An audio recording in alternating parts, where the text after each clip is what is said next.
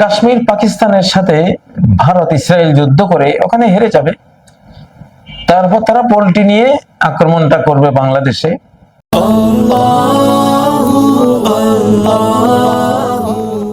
দেখতে পাচ্ছেন মুসলিম হত্যাকারীরা অভিশপ্ত, অভিশপ্তদের পরাজয় ও ভয়াবহ পরিণতি দেখতে থাকুন। যেমনটা আমরা বলতেই ছিলাম, ইনশাআল্লাহ এখন দুর্বলরা বিজয়ী হবে। হীনবল করে রাখা হয়েছে তাদেরকে। বিশ্বের মোড়লরা, স্বার্থান্বেষী, কায়েমি স্বার্থবাদীরা, পরাশক্তিরা, বৃহৎ শক্তিরা এই মুসলিম উম্মাকে দুর্বল করে রেখেছিল, দাবিয়ে রেখেছিল। তাদের ক্ষমতার বোলডোজারের নিচে তাদেরকে নাস্তানাবুদ করতেছিল। এখন দিন আল্লাহ পাল্টে দিয়েছেন। এখন পাকিস্তানের বিজয় দেখবেন। কাশ্মীর পাকিস্তানের সাথে ভারত ইসরায়েল যুদ্ধ করে ওখানে হেরে যাবে, তারপর তারা পোল্টি নিয়ে আক্রমণটা করবে বাংলাদেশে। ব্যাপার হলো, আমাদের বাংলাদেশের মানুষেরা বাংলাদেশ আক্রান্ত হওয়ার বিষয়টা এখনো সিরিয়াসলি নিচ্ছেন না। এই সিরিয়াস ভাবে না নেওয়ার কারণে, গুরুত্ব সহকারে এই বিষয়টি না দেখার কারণে বাংলাদেশ যখন আক্রান্ত হবে, তখন আক্রান্ত হওয়া থেকে কমপক্ষে 2 মাস লেগে যাবে তার উঠে দাঁড়ানোর জন্য, ভারতের বিরুদ্ধে তুর্কি বতর্কি যুদ্ধ করার জন্য। তাহলে 2 মাসে সে প্রচুর মার খেয়ে যাবে। 2 মাসে বহু কোটি মানুষ বাংলাদেশে মারা পড়বে বাংলাদেশের অবহেলার কারণে। উচিতটা ছিল এক্ষুনি পূর্ণ সামরিক প্রস্তুতিতে থেকে যাওয়া, একেবারে বিশেষ করে আকাশ প্রতিরক্ষা। একটা পাখি উড়লেও যাতে আমাদের রাডারকে সে অতিক্রম করতে না পারে। এখানে যে কোনো জিনিস, বিশ্বের সর্বশ্রেষ্ঠ আকাশ প্রতিরক্ষা ব্যবস্থা আমাদের চট্টগ্রামে থাকা উচিত।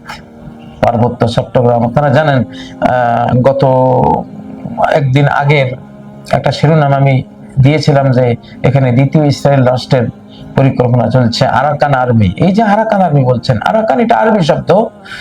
আরাকান মানে হলো পিলার, পিলার্স। আর আরবি ভাষায় আরকানে দৌলত, আরকানুদ্দৌলা বা আরাকিনুদ্দৌলা, এটা বলা হয় রাষ্ট্রের যারা মন্ত্রীবর্গ, পর্ষদবর্গ, এদেরকে বলা হয় আরকান, আরাকিন, আরাকান। তো আরাকান আর্মি মূলত এটা ইসরায়েল আর্মি, ইসরায়েলের পক্ষী। এরা ইসরায়েলের পক্ষী। হঠাৎ করে কোত্থেকে আরাকান আর্মি এভাবে ভয়ঙ্কর সব মারণাস্ত্রে সজ্জিত হলো এবং তাদের বিজয়ের সিরিজ তৈরি হলো? পেছনে কারা আছে? ওই যে বার্মা অ্যাক্ট, ইসরায়েল অ্যাক্ট। আসলে বার্মা অ্যাক্টের মাধ্যমে জায়নিস্টরা জান্তা বাহিনীকেও ব্যবহার করেছে রোহিঙ্গা মুসলিমদেরকে খেদাবার জন্য।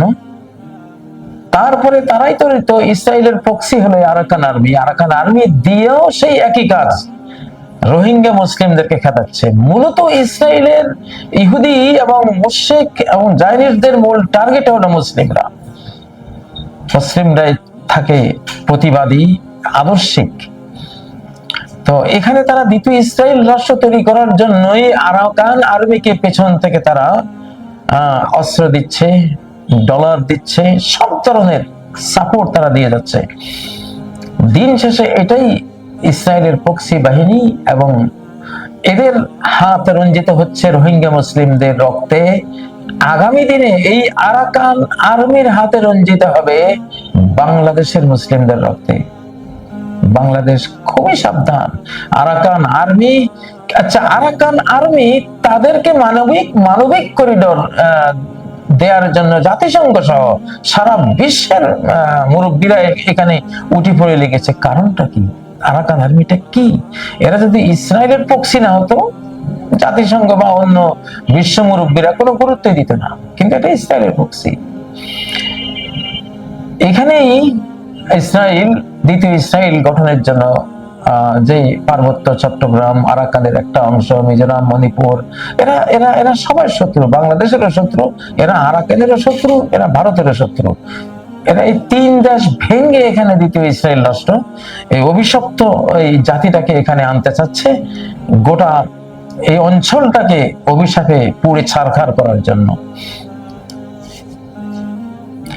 তো যাই হোক, দিন শেষে পাক ভারত যুদ্ধ কিন্তু গড়াবে বাংলাদেশ ভারত যুদ্ধে। বাংলাদেশ ভারত ইসরায়েল, ভারতকে চালাচ্ছে তো ইসরায়েল।